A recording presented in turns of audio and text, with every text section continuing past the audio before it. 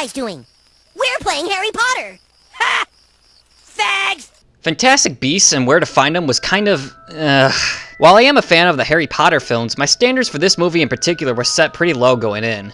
I mean, here I am, I'm completely satisfied with the ending that Deathly Hallows gave me. And now Warner Brothers is making a film based on some spin-off book I never heard of. And J.K. Rowling is now making some sort of play that takes place after the Deathly Hallows? What? But why would you have a sequel to a book be a play and not a book? I don't get it. And with all due respect to Rowling, it seems like she's kind of desperate for money at this point. I remember in Jeremy John's review of this movie, he mentioned that there was a lot of scenes in this movie that seemed to drag out. And all I can really say to that is, well, yeah, that's what happens when you take a book that's only 128 pages long and extend it to 5 fucking movies!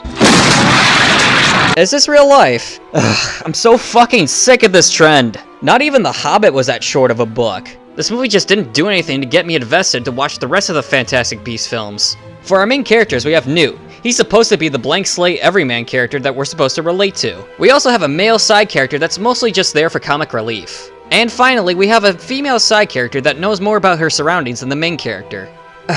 Can't say I've seen this before. I mean, I don't know if they were written this way in the book, but if they were, really? Is that just how you're gonna write all your main characters from now on? And what makes matters worse is that Newt is even more of a blank slate than Harry Potter ever was. I mean, say what you want about Harry Potter, but the guy at least had a tragic backstory and a personality. I've heard people complain that he was just a whiny teenager that was angry all the time. But honestly, if I grew up without any parents and some weird looking fucker with no nose was going around killing everyone I loved, I would be pretty bitter too. But the only thing we really know about Newt is that he really loves his animals. I just didn't find this character all that interesting. Also, that one scene where he's trying to get that rhinoceros with tumors on its face into his suitcase. Yeah, that was cringy as hell. The CGI in this film was obvious and unconvincing. When I was looking at that goblin mob boss guy, all I could think was, you could have easily have made this guy more convincing with a real actor with prosthetic makeup. Don't get me wrong, the later films in the Harry Potter series had the same problem as well. But with this problem still prevalent, I have to wonder if anyone making these films even give a shit anymore. I've got more shit to talk about this movie, but it involves spoilers, so...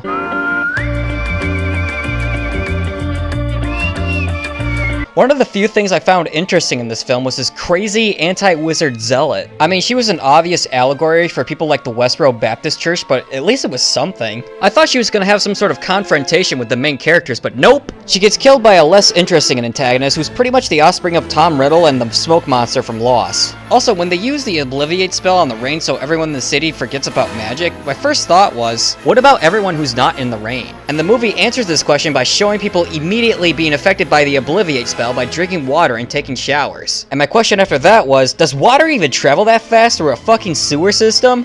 Oh, Ryan, you're not being rational. This is a magical version of New York City with a conveniently fast sewer system in case something like this were to happen. Ugh, guys, I wanted to like this movie. I had low expectations going in, but I wanted to go out saying it was at least alright, but I don't even know if I could call it that. If you're a fan of the Harry Potter films and you're curious to see if you'll be able to get into this new series, I obviously can't stop you, but that's pretty much the mentality I had going in and I was kind of disappointed. I await the hate comments, Potter fanboys. Let me say something about Harry Potter.